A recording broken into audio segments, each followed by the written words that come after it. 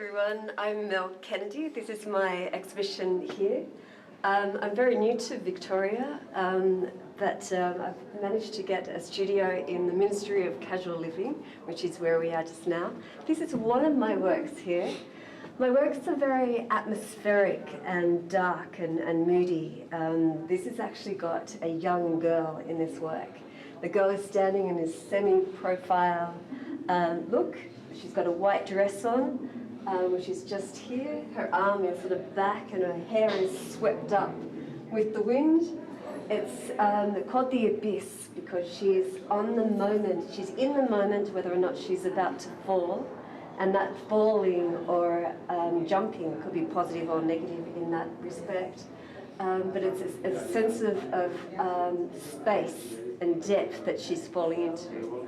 Over here we have a work of mine which is centred on Vancouver Island.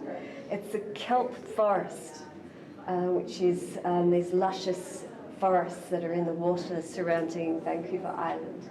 You can see the moody atmospheric depth in my work, which is sort of as if you're floating further into the actual artwork. Down here, on either side here, I have some of my artworks. Over here for this one, for example, it is based on a 1930s photograph from a French photographer who photographed this lake in the south of France. And the lake has these looming sculptural dark trees that are reflected in the lake here.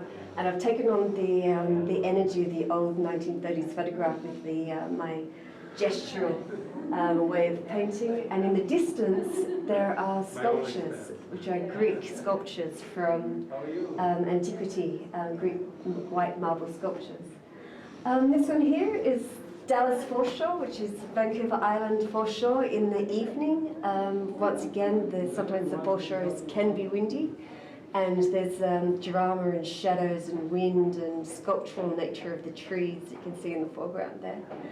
This one here is the night watch, and you can see the circular sort of composition that's happening here, which is to do with at night with globes lighting street lights. They create a roundness which can illuminate the mist and the clouds that are surrounding the scene and the other shadows and journey that is happening within the pictures here.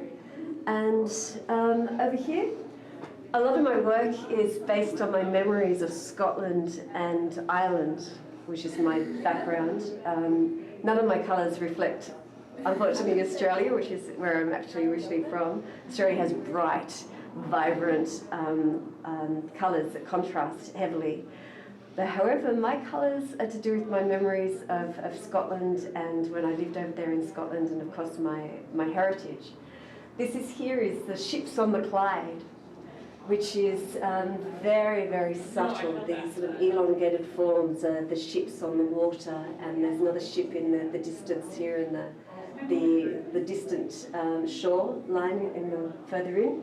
The depth is created from layers and layers of oil, where I've made the oil translucent. So therefore then there is a feeling then of falling into the artwork. It's not a first layer of artwork. It's something that I'm hoping people would become engrossed within. And over here we have this one here. My influence was an 1800s book by Emily Bronte, which is called Wuthering Heights. It's from my imagination. It's how I actually imagined Wuthering Heights as I was reading the novel.